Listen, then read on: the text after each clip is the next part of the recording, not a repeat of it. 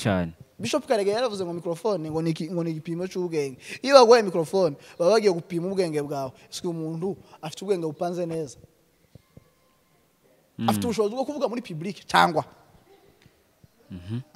Kuvuga ngo rero ubwenge ni uguhabwa ubushobozi bwo kumetiriza amarangamutima yawe. Icyakabiri ni uguhabwa ubushobozi bwo kumenya igihe cyo kuvuga n'igihe cyo guceceka. Tubona nka biriya natwe bazadutuka ibintu byinshi, ariko uburyo bwiza bwo kubishobora no kubiceceka. Bizuvuga ngo mwesha agaciro nk'abakozi b'Imana bagahora ibyago ku kintu cyari cyo cyose. Hanyuma rero cyo nshaka kuvuga ngo gerageza ukora ikintu cyubahisha umurimo w'Imana, cyubahisha wewe, cyubahisha Imana. Ikintu cyose wakoze kitubahisha Imana ntago abarisho. Niba umupasiteri adasenga, ntabwirize, taje ku musitari, tiyera imbuto nziza, ntagira ingeso nziza, abagore b'abapfakazi bapfakaye muri za RCD, muri za 94, muri za 2000, akadandaza amata, umwana we kazagwara malaria, akabura n'inzitiramubu, akabura na mustikeri, agacuruza, agahwera, hanyuma ku cyumweru agashira 10,000 muri envelope ngo gutangira Imana y'icya 10, pasiteri ukaje kuyahembwa ukwezi gushize. Tuzi umusengera, tuzi umusura, tuzi umubwiriza, tumwerera imbuto nziza, yaragwaye ndi wamusuye ndi wamusengeye nta kintu na kimwe wakoze. Iyo ugiye gwego izo faranga uburi umwibye kurenza umuntu wibye muri banki, uri umujura, uri amapepe. Yabaye deranje, yasakurijwe ataza mu ikanisa, tiyabasha kumetereza amarangamutima ye. Iriya jambo yavuze ntagari mu ikanisa yarakwiye kurivugira, yarakwiye kurisubiza abantu bavuganye hanze. Birashoboka ko hari abantu bari bamustreshe, bari bamubwiye amagambo menshi hanze.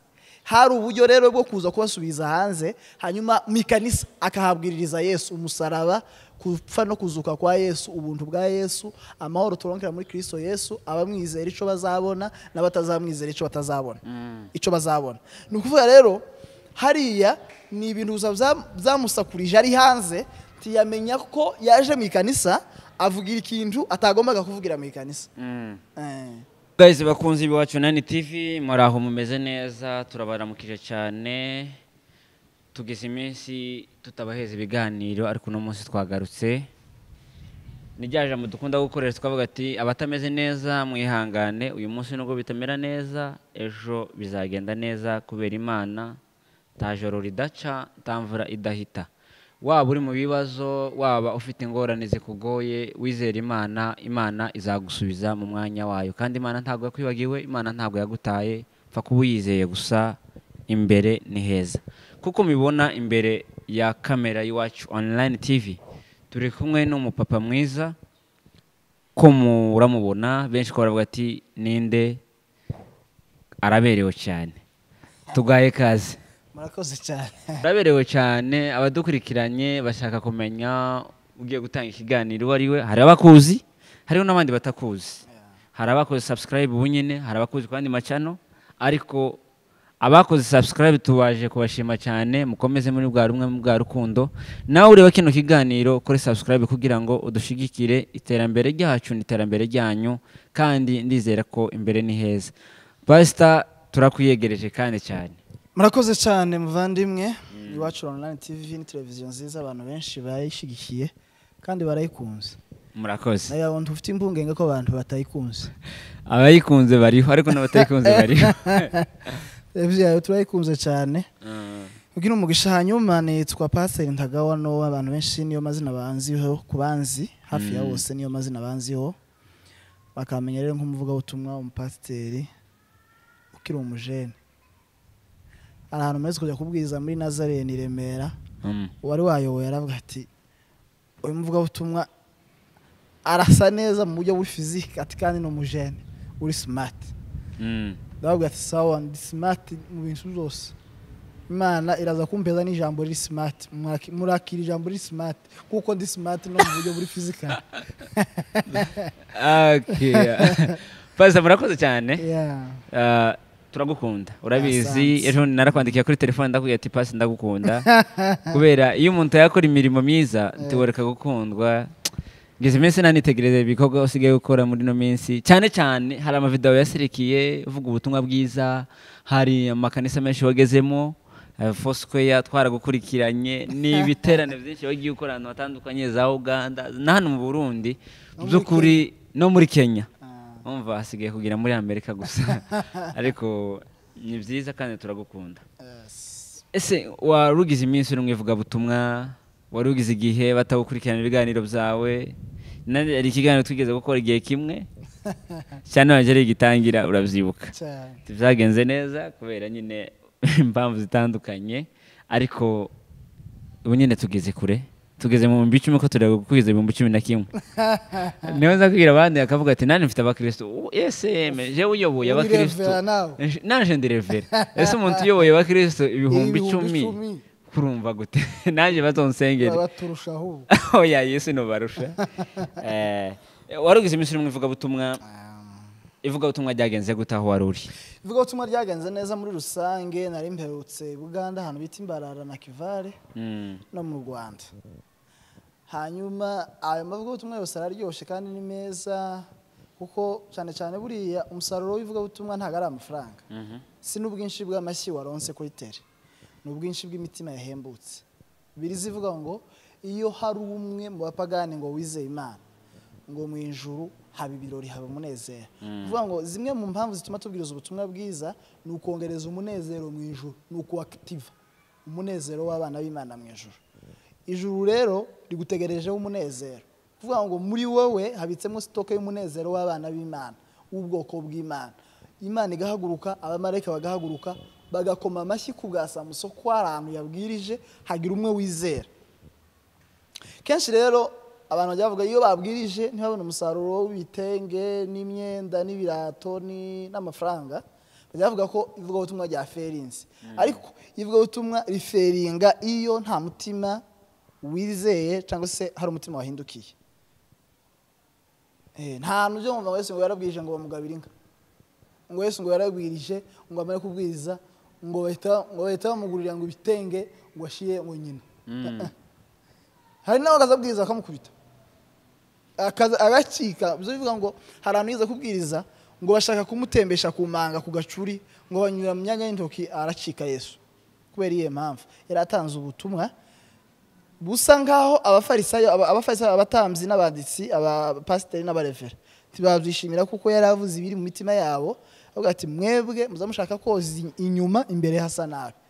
Muzamushaka kandi kuriye nta muntu uzunywera amazi mu gikombe inyuma, azayanywera imbere. Ukunze ubona abantu benshi uzura nabo basa neza n'abandi babaza mu ivuga butumwa bambaye amakoti. Ntago Imana izibireba bibiri, izireba imbere. Si ikoti yambaye y'amadolari 200, 700 z'amarundi, mu mutima hambaye ikoti risa gute? Kuko twebwe ntabwo, kandi Imana buriya yakiranuye imitima yacu kuburyo imitima yakiza yumva. Ntago nza numva ikintu wabwirije, sinza numva akanwa kawe, umutima waje uzumva wawe. Iyo umuntu yabwirije ibintu adafite mu mutima, aba ameze nk'umugore wacumze umutsima akawukugaburira mu isahani icafuye kandi umutsima ari mwiza, witupfa wicwa na microbe. Uburyo bwiza bwo gucuma umutsima uhiye kandi ukawugaburira abakristo ni ukoza isahani. Abantu rero benshi bafite imitima yabo niyo masahani turira mu mutsima, hanyuma agafata umutsima mwiza n'inyama zifite isosi n'ibirungo byose, ariko umutima wiwe ukawuranduye. Rero abantu bose babwiriza ibintu bitari ku mitima yabo, babwiriza ubutumwa badakora. Ni nk'umuntu wacumze umutsima, yamara kuwucumba ugasa neza n'inyama zitetse z'isosi, ariko yaje kuwuhakura akawuhakorera mu isahani yanduye, uhita ukugwaza. Umutsima wari mwiza, ariko kubera ko wahakuriwe mu isahani mbi, n'umutsima ukawurapfuye cyane rwose. Uburyo rero bwo kubwiriza ubutumwa bwiza ni ukubwiriza ubutumwa umutima wawe umeze neza, ukakira n'ubutumwa bumeze neza, ukabuheza mu mitima rero y'abandi bantu. Ese ngari abavuga benshi bavuga ngo guvuga butumwa ntijyagenze neza bitewe n'ukuntu atabonye ibitenge cyangwa atabonye ifaranga cyangwa bamuheza amafaranga. Ariho benshi bagenda ngivuga butumwa bakavuga ngo bivuga butumwa ryagenze neza bitewe nuko babonye ifaranga batanze. Ese ibyo bintu abarivuga butumwa cyangwa ari inyungu, ni inyungu z'umubiri bisanzwe? Afite inyungu ya mbere y'ubutumwa bwiza ni ukuzara abantu mu buryo bw'umwuka, mu buryo bw'umwuka bagakizwa. Imigisha y'ibintu turonka by'amafaranga n'ibindi tubisangiye n'abapagani. Abayisilamu barabigira, abapagani baragira, abatizera, aba basambanyi bose bagira amazu n'amamodoka, azasambana akamagura inzu, azasambana akamagura indege, azasambana kurira indege. Hari abasambana bakava hano bagatega indege akaja gusambana muri Canada kubera iki? Afite amafaranga. Uwo ni umugisha w'ibintu bifatika. Twebwe rero hari ikindi tutisangije nabo, n'ubugingo bw'iteka. kandi ubwo bugingo bw'iteka ni talanta Imana yadusigiye ifite ubushobozi bwo kubyara izindi talanta, ifite ubushobozi ni ingemwe n'imbuto Imana yadusigiye zifite ubushobozi bwo kubyara ibindi. Ukuvuga ngo iyo umutima umwe wizeye hakaba nta mafaranga yabonetse wagize success kuvuga butumwa. Amafaranga arakenewe kuvuga butumwa kuko iyo mvuye hano ntabwo nzagenda n'amaguru, genda n'imodoka kandi sinzandeka kurya ndi mu nzira, sinzandeka kunywa amazi. Ibyo ni ibintu bimabezwe n'abandi bose tuba twaje mu modoka niko baba bameze. Aba yabonetse ni byiza cyane kuko arasapotinga, ariko ikigenderewe si faranga, ikigenderewe ni imitima ngo yakire Yesu ihembuke ibone inzira, imitima yabigira inzira zigana Siyoni setu. Hanyuma yo mavuga ubutumwa rero se nkuko warumbajije yagenze neza, ariko hari ivuga ubutumwa final riryoshe rimeze neza. Ivuga ubutumwa ryabereye ku Ndondo ahantu biti Gahoro. Twabonye amavideo yawe. Amavideo yanyu mwarabonye? Twanaguhamagariye n'amavideo twabonye, twarabonye video twaranezerewe cyane. Igahororo ni ku Ndondo. Igahororo ni muri bino bice byitwa Rurambo. Iyo tubwira tukajana kugira ngo tugaragaze abantu benshi kandi bagikunda kujari ngo kubera iki bakeneye Canada, Australia, Amerika. Hari Yesu ari ubuzima gusa, ubuzima butangwa n'Imana kandi wacu barakenewe. Tanto weza habaho kiwanyu wavukiye. Ino mu mahanga siza gurusha iwacu.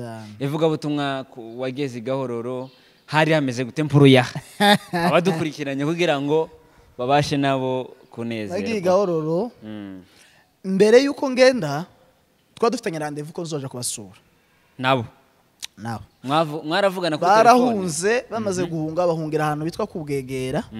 Bahageze kubwegera bategura igiterane cyo gushima Imana ko Imana yabarinze bagahunga bagashika hariya ngo bahagere. Nanje bategura igiterane batumira umupasiteri witwa Pasiteri Revera Pasiteri Michel, ni umupasiteri wa Gerizo des Âmes aba ahantu bitigoma, ariko aza kubura umwanya ku munota wanyu. Amaze kubura ngirirwa amahirwe rero mubaje gutorwa baje gumutsimbura kugira ngo bazoganire ijambo ry'Imana. Twagize iminsi 4, kuwa 4, kuwa 5, kuwa 6, ku Cyumweru.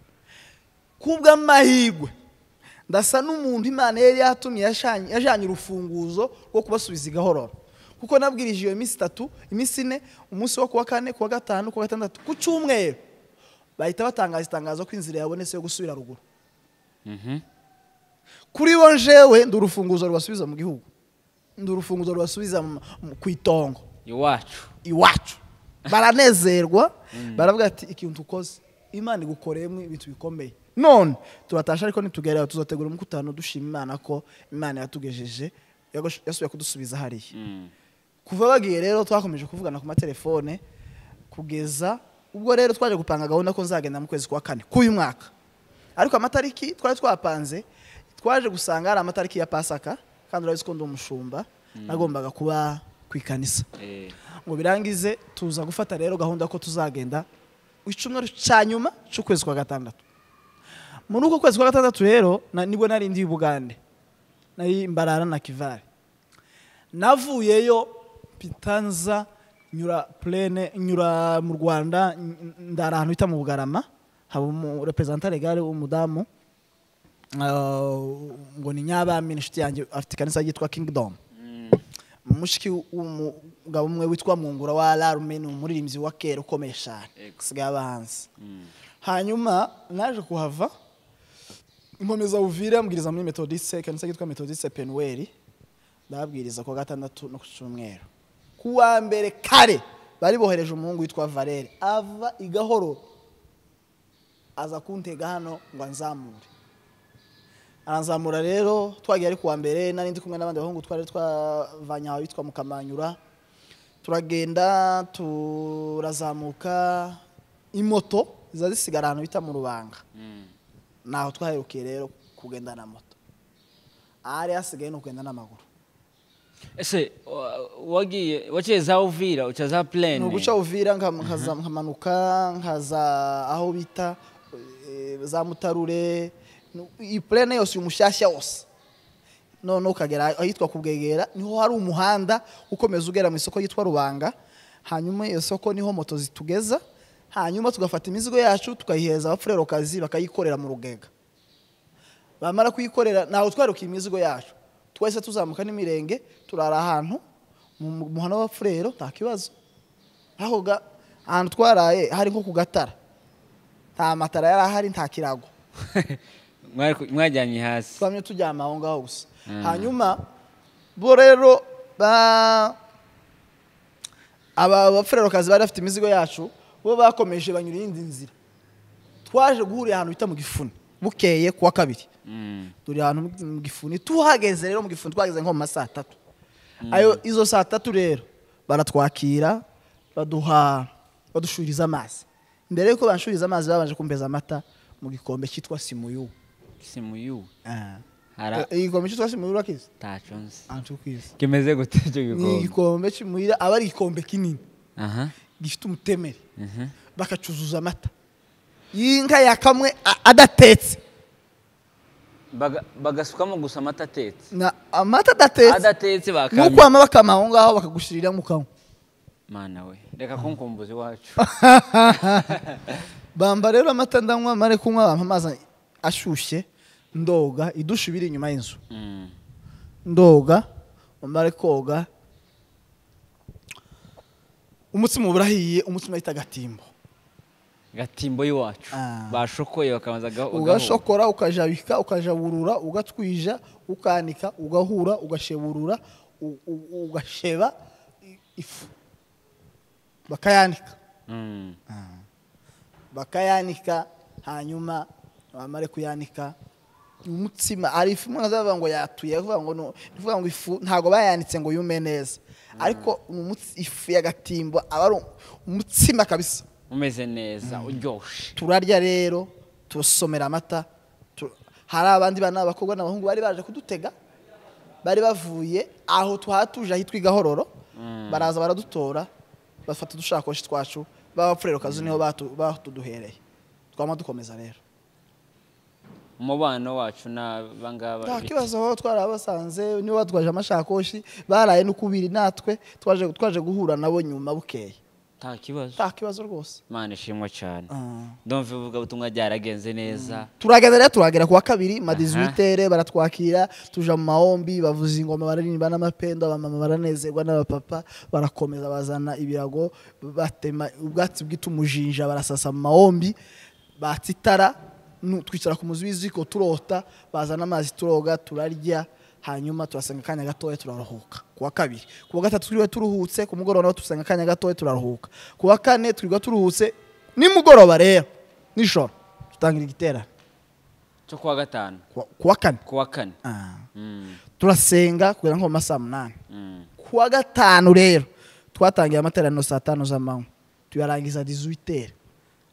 Abantu hanga 18h kugira ngo abantu baje kuragira baje guhindura inga abaje gukama abadamu bateke hanyuma dusubire duhurire mu gitaramo n'ijoro saa 3 saa 2. Tugatarama rero kugeza mu masaa 8 saa 9 tukaryama kuko aho twari dusengera mu mahombi n'ijoro kuko ku manywa twari dusengera hanze abantu bari benshi. Yari amakanisa hafi 5 yahuye: Methodiste, Sepake, KDC, Catholique, Vivante. Na Katolika byari byahuye. Umva numukutano wari wateguye. Babazinka. Babazinka turaterana rero. Ariko mbwiriza kabiri ku manywa n'ijoro nkabwiriza rimwe. Turahaba rero kugeza ku cyumweru ku mugoroba. Abantu bose bari bahari, babahungu bigwanaho bari bahari n'ingabo za EAC zari zihari. Ingabo nyinshi z'abarundi zicunze umutekano zatumwe na EAC. Turahaba rero igiterane kigenda neza. Abantu baranezerwa tunywa icyayi tunywa ikahwa turaganira n'abasaza abadamu bandika amandiko haba kuyasobanura za gahunda zirakorwa ijambo ry'Imana rirabwirizwa kujya kwiwacu nyine nuko duhamagarira abantu ku musaraba baraza benshi barihana turabasengera nuko igiterane kirarangira cyarangiye ari ku cyumweru kuwa mbere mu gitondo nibwo nagarutse rero ndara kubwegera aho nanyuze nzamuka siyo nanyuze ngaruka. Nanyuze ku musozi witwa Manenga nzamuka ariko nje kugaruka nanyuze ahantu biti Murenge niremera ko babitakwira. Bamwe banyereka inzu yawo hano. Tago wari ufite. Oya twari kuri moto twari kumwe n'abandi. Turamanuka rero twika muri plane turarara kuwa kabiri nagiye gusura abantu kubwegera bajya bamwe bari babaye aleve umvise abantu bari batwawe ndabazi umukobwa witwa Denise ujya ni mushiki wanje ujya na musaza we ni mukuru wanje ni mushiki wawe neza ni mushiki wanje badata baravukana nabo turabasinzira twese turashima Imana ko yanabagaruye twarabanye cyane uya Serugo ni mukuru wacu twararirimbanye ikorari uriya nari conducteur ayo makuru ndayazi ko bigeze abantu benshi bazavuga ngo ndi pastor ndumuvuga butumwa ntago bazi ko nari umuririmbyi nigeze kuririmba igihe kimwe ruguru nigeze kuririmba indirimbo ngo yivuga ngo Yesu we nakupenda Bwana Yesu we nakupenda iyo ndirimbo urayizi Roza Muhanda za kera cyane narayiririmbye ico gihe bampa ifaranga 100 francs congolais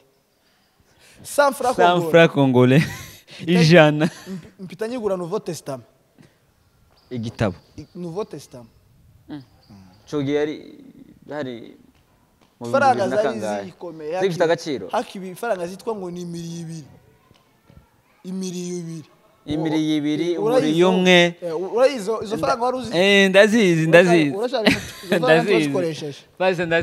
ndazizi cyane yari note shaka nko gutukura nibyo hanyuma rero abantu turaneze biriya turaririmba amakorari arahari uzi indirimbo yo hasi wowe indirimbo bavuga ngo twumve korari Beteli ririmba kamatanga indirimbo yo hasi ngo kamatanga indirimbo yo hasi iyo hasi bisigura cyangwa ugahita naga korasi gatoya baririmba kugira ngo abafite abari kuri sente bacomeke bateri kuko baba bacomise bateri na sora yanitse hanze aho no sora banyujije umugozi wawunyujije nko mwidirisha bakayita hanze bakazacomeka noneho bavuga ati twumve korari Beteli ririmba noneho conducteur akifutira kuhuza ibyuma soliste hanyuma na conducteur agatanga indirimbo flash cyangwa diskette za kera ariko ubu na flash bagacomeka noneho igihe mwamurimba kagakorasi indirimbo ko barayireba bashiraho na transpose hanyuma gamugahaguruka ukaririmba ariko namajwi yagororotse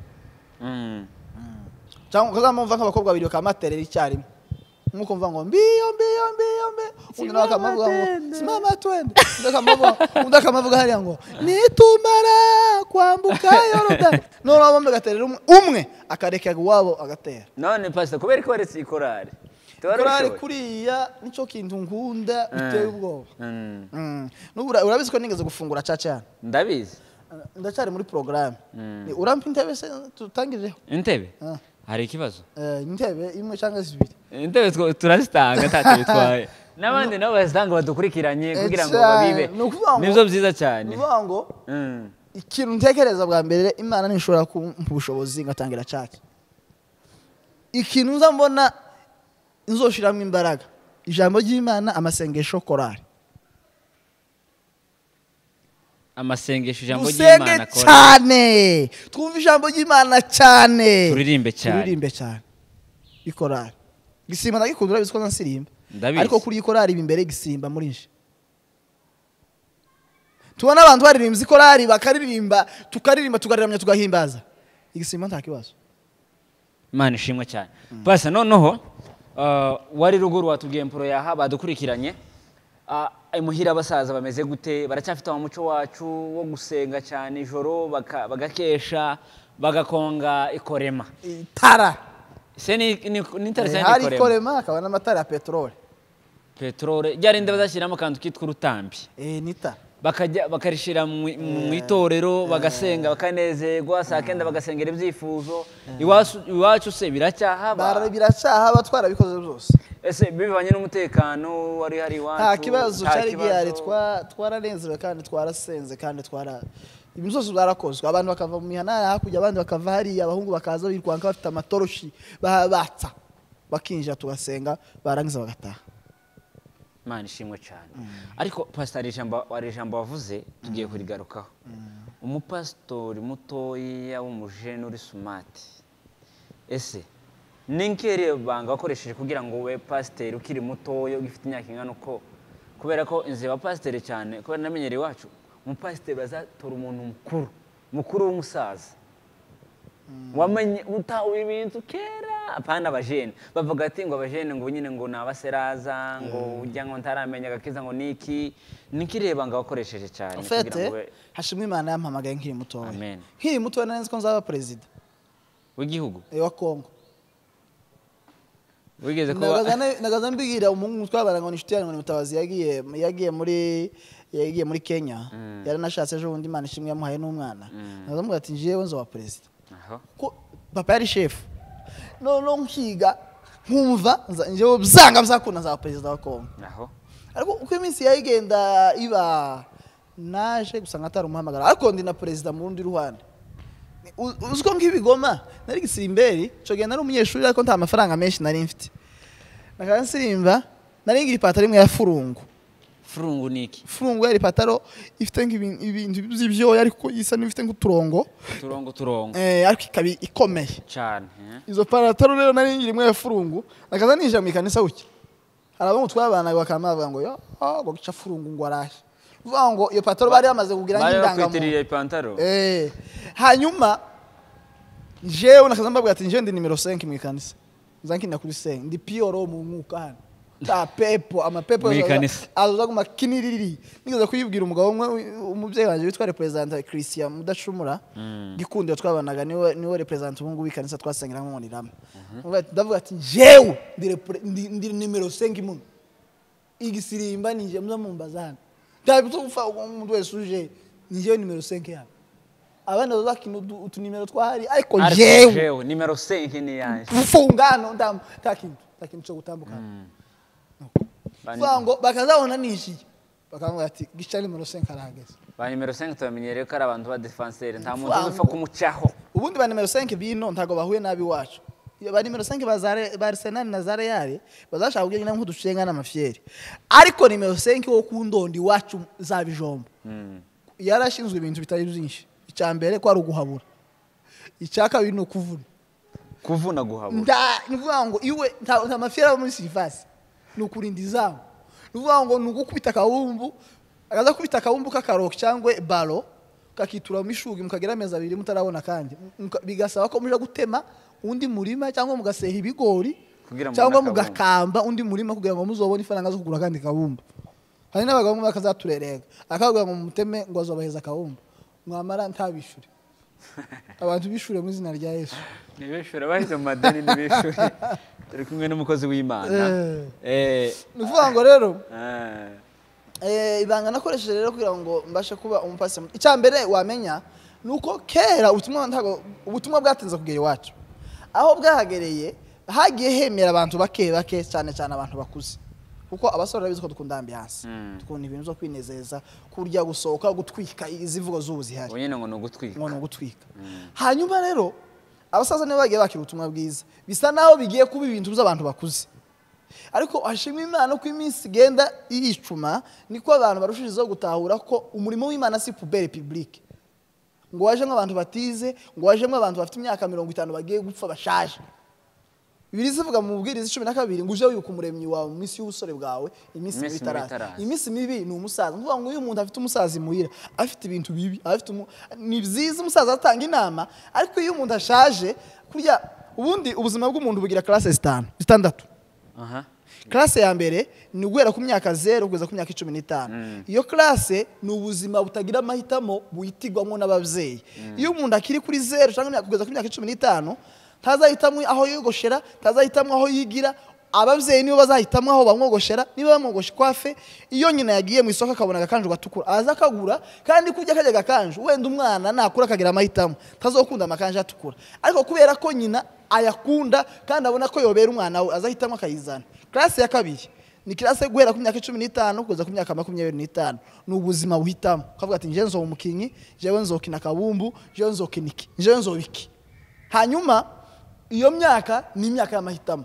Imyaka 25 kuza ku myaka 35 ni ubuzima buba bukeneye momento, buba bukeneye umwarimu, buba bukeneye umurezi. Kuvuga ngo niba ukeneye kuzaba pasiteri, niba ukeneye kuzaba umuntu kanaka, iyo hagati y'imyaka 25 kuza ku myaka 35 ni ubuzima bukeneye uburere.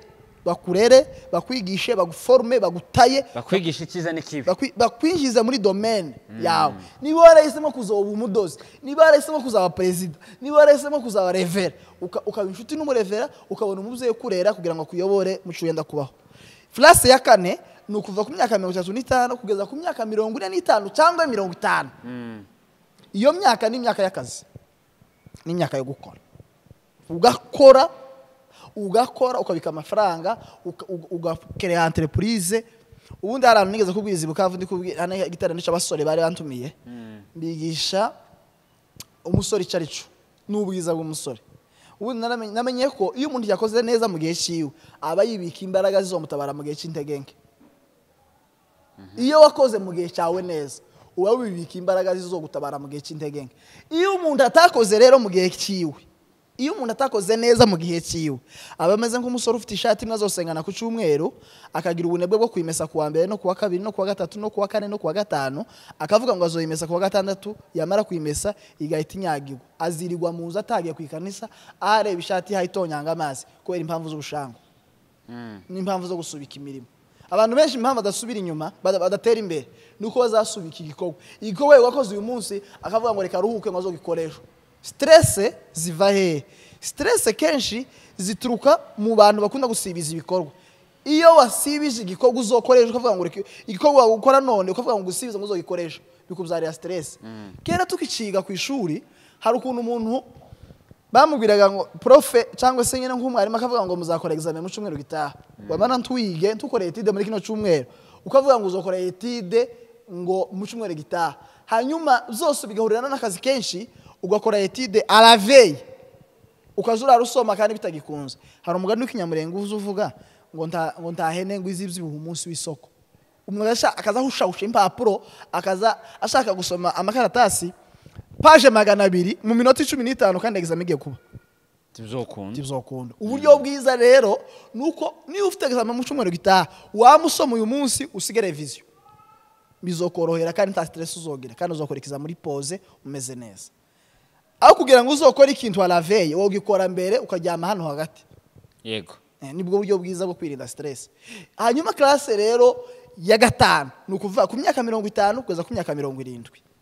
Iyo classe ni ubuzima bw'ubushefu. Umuntu wese uri mu myaka 50 kugeza ku myaka 70 ni utari chef tiwakoze neza mu gihe cyawe ishati yawe kiranyagi wonyagije ishati. Uvuga ngo mu myaka 50 kugeza ku myaka 70 aba ari ubuzima kuvuga ngo inka zimeze gutaho ngaho uba wicaye mu nzu uri contrôler kuzaza ferme zimeze gutaho ngaho amata nani bimeze gutaho ngaho restaurant abakozi mwabahemze abanyeshuri mwabahemze abaganga babonye umushahara ibitaro bimeze neza nuko guhera classe ya nyuma rero nugwera ku myaka 70 kuzamura ubutegereje umuryango w'urupfunguka ingukupfa takindi ubutegereje gusa. Rero gutahura aho kugira ngo igihe cyawe kirenge muri izi classe ko zikora standard aho kugira ngo kirenge wokora mbere kitaragera aho kugira ngo uzokore cyararenze wokora mbere kitaragera. Nibyo ndashima Imana rero ko yampamagaye nkiri mutoya. Twatuzi ko abapasiteri abantu bananiwe amashuri abantu bananiwe akazi batashobora gukorana n'abazungu je nakoranye n'umuzungu jewe. Mane shimwe. Nakoze igoma muri Sped rero ya Vodacom n'umugabo w'umuzungu witwa Mark Colli n'ubaracaha.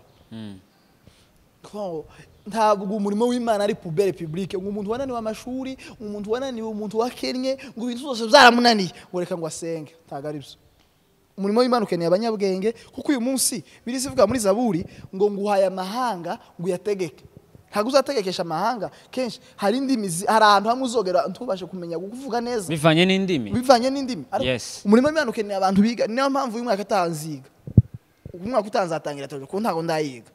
Umwaka utahanzi yandikisha tangire kwiga teology. Ntago ngomba kuzabaho ngo nsaze ntari umudokiteri muri teology. Dafite PhD. Ngomba kuba umuntu ufite ubwenge n'umwuka wera n'imbaraga z'Imana kabikora neza. Ikintu cyambere mu murimo w'Imana n'ubwenge n'amasengesho byo ni ibintu bibiri bitagomba gusigara. Udakoresha ubwenge cyangwa amasengesho ntago ubasha kuyobora. Tugize iminsi tubona kuri social media sinzi ko bibonye ndabizi ko social media uzibona kenshi hari amajambo menshi akunze gukoreshwa cyangwa se arimo gukoreshwa muri kino gihe kamajambo amwe nabonye ejo bundi Evangeliste Guyereka yavuze ngo ese n'ubundi ngo bavuga ngo ntahe ese nimba ndiko banyoko ese ririya jambo wenda niki waretekeye nko pasiteri w'umusheni nawe aracyari muto n'umukozi w'Imana kandi agira ubwenge kandi arasenga namwemera cyane ariko ririya jambo yakoresheje niki warivugaho wenda ndaza gutanga gasomo gatoya hejuru y'ubwenge ariko cyane cyane wambaye special kuri Evangeliste Guyereka n'umuvandimwe wanje ni na mwene wacu Dayer kandi ni umunsi twanavuganye uyu munsi twandikiranye hanyuma icyo ntekereza nje ibyo yakoze ndabyumva ariko mzumva muri essence yabaye dérange yasakurijwe ataza mu ikanisa tiyabasha kumetereza amarangamutima ye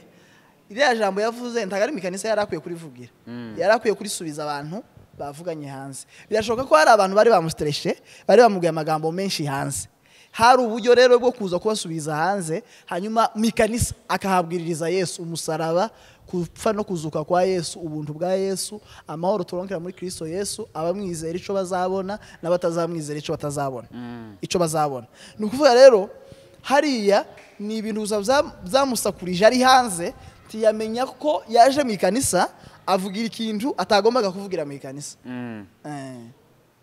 ni ijambo yavuze yagombaga kuvugira ariko rivugira atagomba kurivugira sinzi ko wabonye na Pastor Bitaho mbese yarikozeho ejo bundi nabonye video ivuga ngo abantu babwiza bakavuga ngo sindi kwa nyoko ubundi ngo jewe singa Evangeliste Guyereka ngaya abamucumbikiye ese abamucumbikiye ntibumva impuhwe z'abana kiriya kintu iyo bakunze gukoreshanya bakavuga ati umuntu aragenda agatinda nk'ivuga butumwa akamara amezi menshi umuryango bumukeneye abana bamukeneye ni gute akemura imanza zo mu rugo ni gute aheza abana ni gute afasha umugore ibyo bintu kenshi bikunze kugaruka cyane kuri media kenshi sinzi ko ibyo bintu sinzi ukuntu twabitorera umuti nk'abapasitori nk'amwe mufite amashengero ni gutura muti wogaragara kugira ngo kiriya kintu kirangire birizi ivuga ngo hari umurwayi umwe ngo yigeze arwara hanyuma ngo azahetswe n'ingobyi ngo y'abantu bahetse abantu bane ingobyi ni igipoyo kinyamurenge ngo baje bamuhetse ku gipoyo gihetswe n'abantu bane uwo murwayi yazanwa n'abantu bane icyo bitwigisha rero ni equilibre ni ku equilibre ni ku balancing ibintu fuwa ngo ntago gukizwa ari suicide spirituel suicide intellectuel ntago ari genocide ya intellectualism oya ahubwo uyu muntu akizwa arushirizaho kongera ubwenge kuko Imana niyo soko y'ubwenge hanyuma rero impamvu bibiri ivuga ngo uwo muntu ngo yaraje ngo ahetswe n'ingobyi y'abantu bane ni ukuvuga ngo bari bateru igipoyo kiza kimera gutya igipoyo kiza kimeze gutya hanyuma umwe agaterura aha undi agaterura aha undi agaterura aha undi agaterura aha uramutse uteruye kino gipoyo ukagiterura ku ngobyi mugaterura muri batatu umugwayi azanyura hano agashoroka agapfa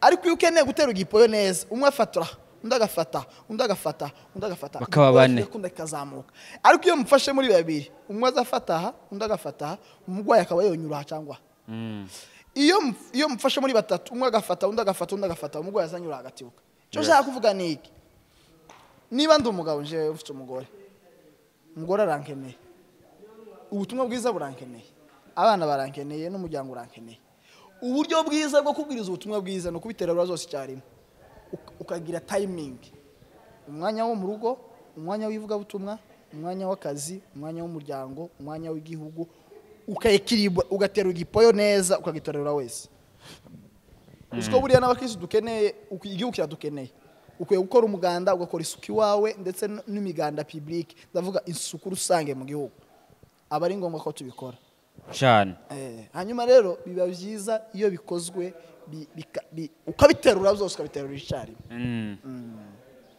by'ukuri biriya bintu nibyo ariko nabonye ko byakoze ku mitima ya benshi ndetse na Guyereka avuga arakaye cyane wavuze ko biriya bintu yarakakwira kubivugira hanze hari abantu bari bamusakurije yarananiwe kumeteza amarangamutima yewe kandi ubwenge kimwe mu bimenyetso bizarekana umuntu ufite ubwenge ni uguhabwa ubushobozi bwo gutegeka amarangamutima yawe eske aha hantu ugomba kubavugira kino, eske kino kintu kinsabiki. Ubwenge kimwe mu bimenyetso by'ubwenge, wenda ndaza gufata agasoma gato hejuru y'ubwenge. Ubwenge ni uguhabwa ubushobozi bwo kumenya igihe cyo kuvuga n'igihe cyo guceceka. Perezida Kabila yaravuze ngo ugomba kuvuga ijambo ngo rirushe ugomba kuvuga ngo igihe gusa ufite ijambo rirushe uburemere guceceka. Perezida Joseph Kabila iryo jambo ni ryo umugabo cyane, ni umugabo. ugomba kuvuga gusa mu gihe ufite ijambo rirenze uburemere guceceka. Kuko guceceka kuriya birizi vuga ngo igifu giceceka ngo abantu bazagira ngo gifite ubwenge cyane. Bishop Karegeya yaravuze ngo microphone ngo ni igipimo cy'ubwenge. Iyo baguhaye microphone baba bagiye gupima ubwenge bwawe. Ese umuntu afite ubwenge bupanze neza, afite ubushobozi bwo kuvuga muri public cyangwa kuvuga ngo rero ubwenge ni uguhabwa ubushobozi bwo kumetiriza amarangamutima yawe. Icya kabiri ni uguhabwa ubushobozi bwo kumenya igihe cyo kuvuga n'igihe cyo guceceka. Tubona nka biriya natwe bazadutuka ibintu byinshi, ariko uburyo bwiza bwo kubishobora no kubiceceka. Si ngombwa ngo uje gusubiriza mu kanisa, si ngombwa ngo usubize mu kanisa, habe no haza si ngombwa yewe. Ceceka mu mutima wawe, wowe komeza imbere gusa, wowe songa mbele tu, mema yako mbele, mugani wa ngoma. wowe komeza akazi kawe, bizo bindi bireke. Nta mpamvu yo kubisubizaho, nta mpamvu yo wowe ko icyo wahamagariwe upfe kuba wikora neza, nta kintu wishe. Niba gutuka birizivuga ngo niba gutuka babambo, niba muzahirwa, niba bakubita bakabatuka babampora. Ayo ni amahirwe nayo turonka muri Kristo Yesu. Hari umugabo witwa Munyakazi avuga ngo Jean de Dieu, Bishop Jean de Dieu yaravuze ngo nubona abantu benshi batagutera imijugujugu ngo bagukubite, tugatekereze ngo nuko ngo ufite izindi protection, ngo ufite ibindi bintu. Oya, urakantu fake. Gusa hari igihe bashwa igiti kiza giterwa imijugujugu kabiri. Yego. Igiti giterwa imijugujugu kabiri. Cyambere giterwa imijugujugu iyo ibituku byeze, iyo ibzamwa byeze, iyo imbuto zeze. Vuga ngo igiti giterwa imijugujugu kabiri. Cyambere igiti giterwa imijugujugu bwa mbere iyo gifite imbuto zeze. Bwa kabiri kiza giterwa imijugujugu iyo gihetse inzoka. Igiti kiza giterwa imijugujugu kangahe? Kabiri. Iyo imbuto zeze cyangwa iyo hariho inzoka cyangwa iyindi nyamaswa ishobora kugirira abantu nabi, ico giti kiza giterwa imijugujugu. Abantu benshi bazavuga ngo igiti ngo zagiterwa imijugujugu iyo ceze, nigiye kidafite ibintu, iyo gifite ibintu bibi nabyo zagitera. None biriya bintu ubona mu itorero bakenyera ibitenge, sinzi ko ejo bundi naho nabonye bakora ikiganiro na Pastor Karegeya avuga ngo nje mu itorero ryane nta muntu wakenyera igitenge tiyo nakwihenda. Ese wowe nka pasteur wowe vuga hiki? Ikintu cyose iyo cyakorewe mu mwuka ntikigira ingaruka. Iyo cyakorewe mu mwuka gusa ntikigira ingaruka. Kenshi nantekereza ko ibintu biza bipasa. Gusa hari n'ikintu nengaga namwe aba media. Gute? Gituma ukunda gupibura ibintu bibi. Fashion ndavyiza tutanga twebwe. Ibisiza muzamwipiburiya no kushi. Ariko gituma udashobora kureba akantu kateje polemique ngo ntuga posting. Gituma ukunda gupostinga akantu kateje akajagari. Vugira ngo kajagari kabe. Umuntu nashinga amayineka ituma mutazamureka kubifata ngo mufate ijambo ry'Imana. Cyangwa gituma abantu kandi sivuga abanyamakuru wowe gusa muri rusange. Ndavuga natwe dufite amatelefone ma iPhone nande ma telefone yose afite ubushobozi bwo gukatinga akantu kuri YouTube cyangwa ibindi. Gituma abantu bakunda gukatinga akantu kari mu sako. Tumutokatinga ijambo ryiza rishobora gufasha abantu.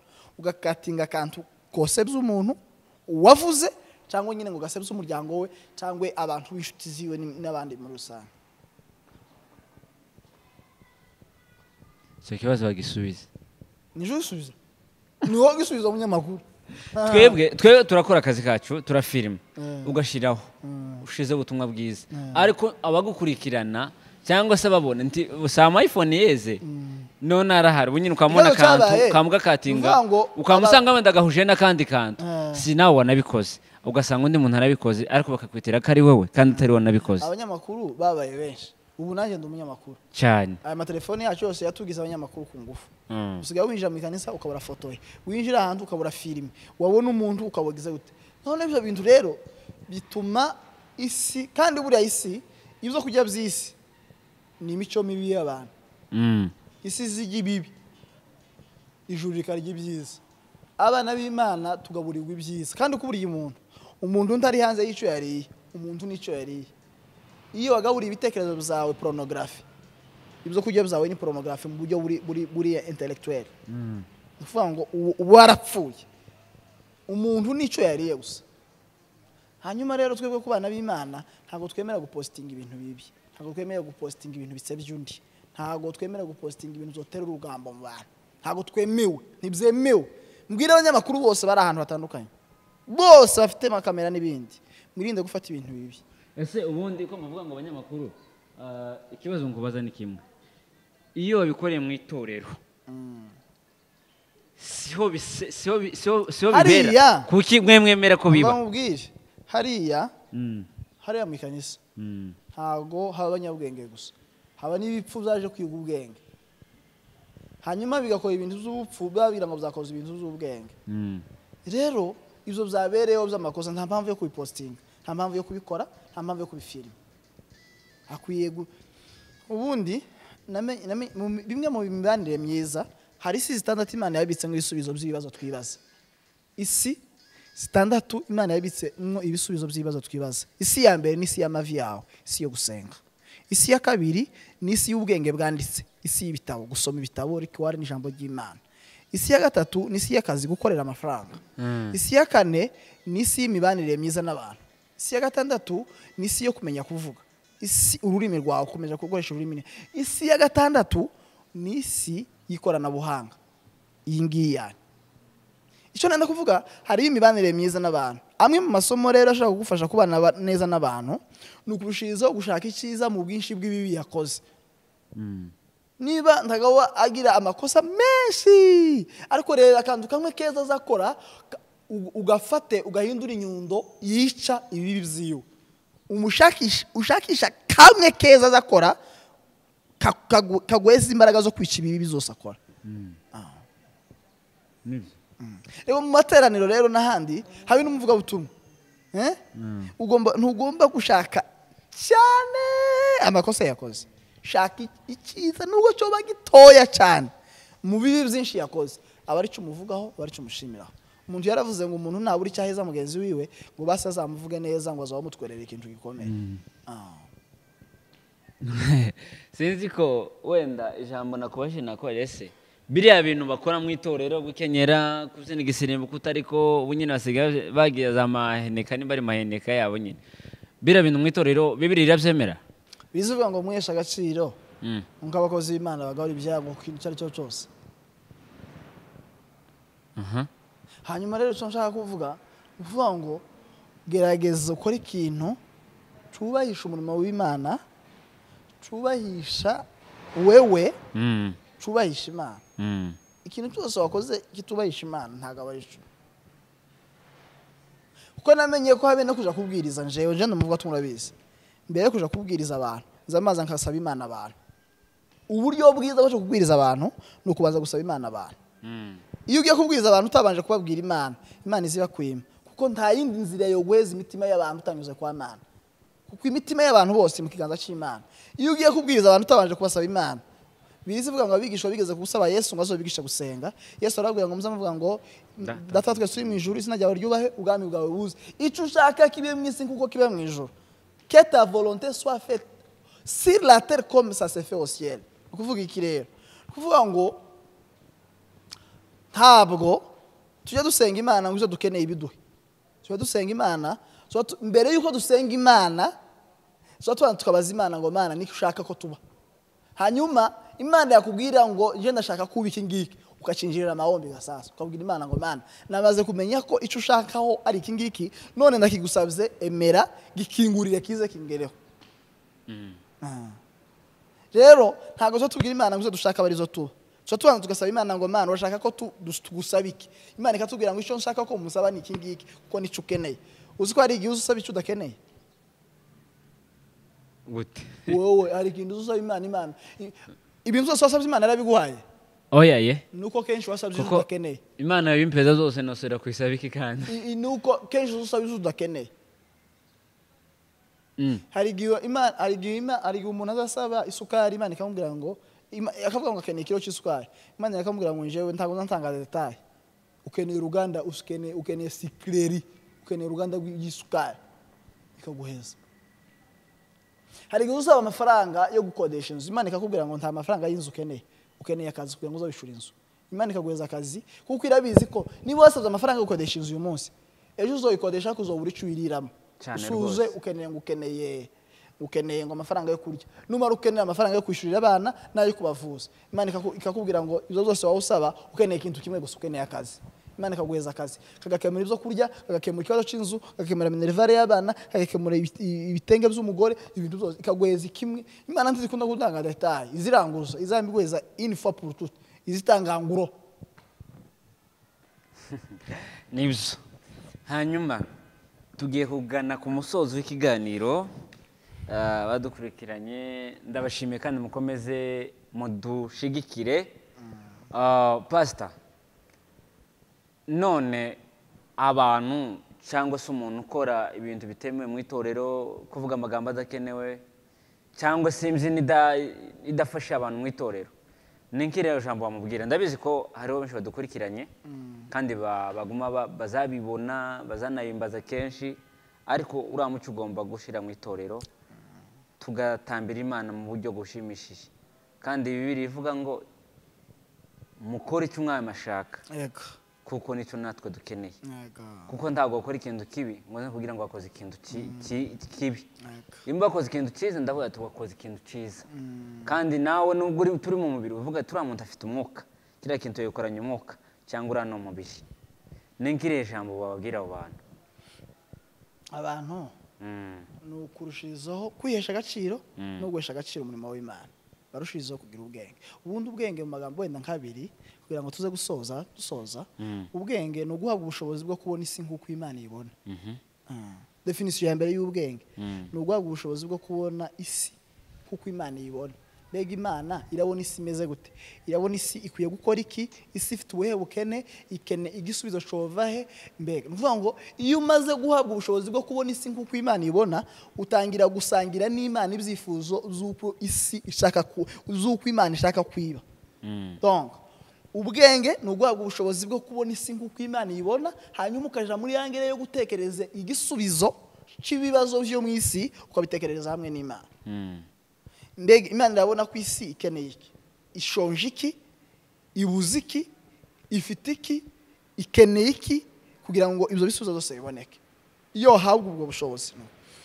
icya kabiri ubwenge isomye mu bami ba mbere ibice bitatu nko ku murongo wa 11 uzaguma ngo wa 13 bizivuga ngo Salomo ngo aje imbere y'Imana ngo abwira Imana ngo Mana ngo nkeneye ubwenge Imana iramubwira ngo kubera ko nsabye ubwenge ngo nguhaye n'ibindi byose no kuvuga ngo ubwenge ni uguhabwa kimwe kirimo byose iyo wamenye gusaba icy'ingenzi iyo wamenye gusaba ubwenge Imana izugweza n'ibindi zose bisinewe ubwenge niyo sasu isasira ni igitanda cyakira ibintu zose niyo tapi usasiraho ibindi bintu byose kandi iyo ubusabye Imana izikongera ibindi byose iyo umuntu afite ubwenge amafaranga azamuyoboka icyubahiro kikamuyoboka ubutunzi bukamuyoboka kugubwa neza bikamuyoboka iyo umuntu adafite ubwenge akagira ubutunzi buza bumwanga bukavuga ngo bwarayobye bwagiye ahantu budakenewe bwagiye kuko uzubugira ukabura icyo ubukorera uzugira amafaranga ukagira icyo yakoresha kuko ubwenge nibwo buheza ubushobozi ubundi ubwenge wenda mu kinyamurenge cyangwa mu kinyarwanda n'ikirundi nazira mvugo nyinshi za kinyamasisi n'ibindi byose by'ikinyarwanda muri rusange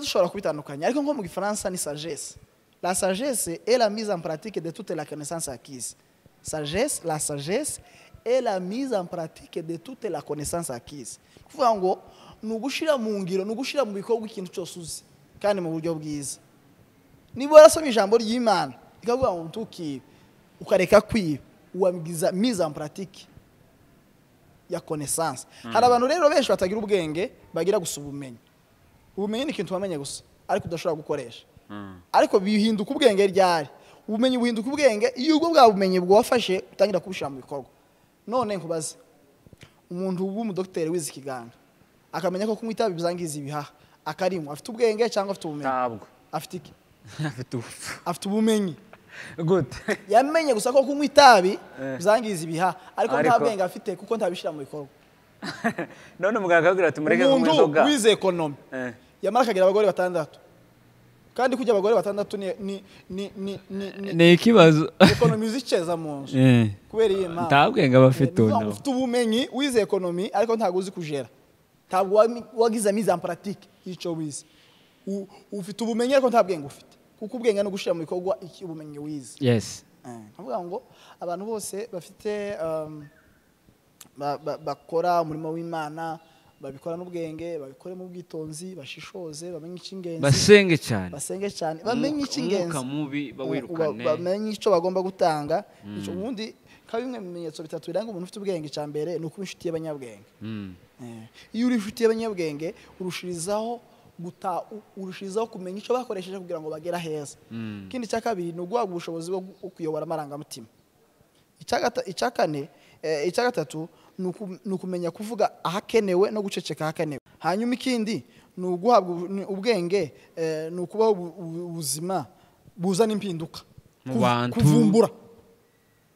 kuvumbura apana kuguma kugendera gusa mu bintu bishaje n'ibindi bandi bakoze nawe ukavumbura ugakora ikindi abantu batiteguye ukamuzana ministeri abandi ministeri z'inshi zangaye Bujumbura tuzi ko ari ukuririmba makora n'ibindi wowe ukamuzana n'indi ministeri gusa kwigisha ijambo ry'Imana gusa takindi kintu dusenge twumva ijambo ry'Imana nta ndirimbo zihari ndirimbo nkeya ariko nta korale mufite cyangwa ukamuzana ministeri yo kubwiza ubutumwa kwibarabara gusa kazuforma abantu ukatuma ku muhanda okay murakoze cyane turabashimiye by'ukuri pastor muri abantu beza twabifuje kenshi twabakeneye kenshi by'ukuri turagushimiye kandi uri umuntu mwiza uri umuntu uca bugufi Imana yakuzamuye mu gihe cyayo Imana yagukoresha mu gihe cyayo gahunda se yo gusubira hari iwacu gahunda turayifite tuzasubira ku Muramza le 18 ku Ndondo ku Muramza hano bita mu Kanogo muri district ya Bijombo tuzoba turiyo ku Ndondo wowe kwanza ukwiye gushaka ipake ya mayani cyangwa ipake y'ikawa cyangwa ikiro cy'isukari kandi ikiro cy'isukari gani 3 cyangwa 4 z'amarundi wowe uzana 4 umuntu wakazana ibindi 4 abandi inshuti zikazana 4 cyangwa muzotore n'abantu bampekeza tujane zonezeza cyane nuko turatinya cyane turatinya cyane kandi ni wacu Imana nidufasha inzira rero biziko zabaye mbi hari abantu bahapfiriye umunsi barabashingura imiryango yabo yihangane ariko n'ubwoko ndetse muri rusange n'abakongomani n'abatuye muri rusange twese twihangane ariko kandi Imana nisubira gutanga agahenge keza hariya le 18 août tuzozamuka tuje gukora igiterane hariya ku Ndondo nukuri Imana izagufasha kandi Imana izagushoboze isukari tuzoyitanga n'abandi badukurikiranye bose wakoreza isukari tukohereza abavyeyi bacu ni vyiza iwacu baracyari kandi bacaracubatse iwacu bazongera abeho iwacu bazongera hubakwe nubwo turi mu mahanga ariko turizera ko Imana izakomeza kudufasha pastor by'ukuri uri umuntu mwiza uri umuntu nkunda nongeye kubisubiramo ndagukunda cyane amen ndagukunda cyane umuntu yarayandikiye ubivira arambwira ngo arankunda ndabasi ndamugira gute ndamubwira ati nidura nzo kugurira amata nanura yangurira naje yangurira uri makozi b'Imana by'ukuri bakiri batoya ariko batahuye umurimo w'Imana umuhamagaro uzi ko dufite abapasiteri benshi hano ariko batagende wacu ngo baratinya ngo urufungwe iki ubundi namenye ko kuri umupasiteri akwiye kunywa amazi mu kanisa bitewe n'ico yahameneye gute ni umupasiteri adasenga tabwirize taje ku mustari tiyera imbuto nziza ntagira ingeso nziza abagore b'abafakazi bafakaye muri za RCD muri za 94 muri za 2000 akadandaza amata umwana we kazagwara malaria akabura n'inzitiramubu akabura na mustikeri agacuruza agahwera hanyuma ku cyumweru agashira 10,000 muri envelope ngo gutangira Imana y'icya 10 pastor ukaje kuyahembwa ukwezi gushize tuzi umusengera tuzi umusura tuzi umubwiriza tumwerera imbuto nziza yaragwaye ndi wamusuye ndi wamusengeye nta kintu nakimwe wakoze iyo ugiye gwegwizo faranga uburi umwibzi kurenza umuntu wibze muri banki uri umujura uri amapepe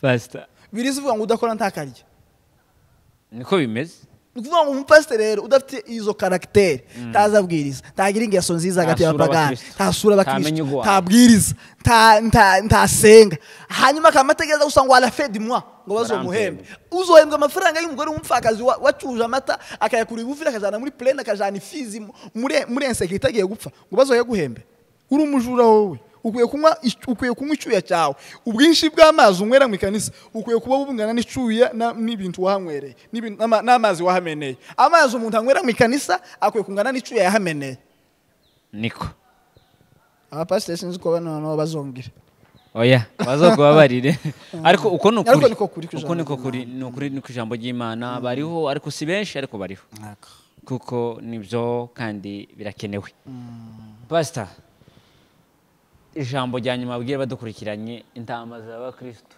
bagira umugisha Yesu arabakunda umusaraba wa Yesu yavuye amaraso ku bwabo ngo bezwe ibitekerezo ngo bezwe ubuzima bwabo bwose babeho ubuzima buyobora amaraso ya Yesu mu mitima yabo ibindi bazaja mu ijuru kandi baririmo kuko bamaze kwakira Yesu nk'umwami n'umukiza amen bagira amahoro cyane okay turabashimiye badukurikiranye bose Imana ibaze umugisha ni muri gwa rukundo nimero bwa bumwe wewe ureba kino kiganiro utarakora subscribe kanda subscribe na kantu gatoya kugira ngo uzubone ama video dushiraho umunsi ku wundi kandi nihanganisha abatameze neza ababuza ababo abafite ibibazo abagwajije nkunda kuvuga rya jambo ndisubiyemo kuvuga nta joro ridaca nta mvura idahita uno munsi nubwo utameze neza ejo uzamera neza kubera Imana ibibazo ntabwo ari karande bizarangira usenge wizera Imana ntakinaniwe turi kumwe namwe n'ubutaha ubundi comment zanyu muza mutwandikira mutubwira bitagenze neza kugira tubashe kubikosora murakoze cyane mugire ibihe byiza turabakunda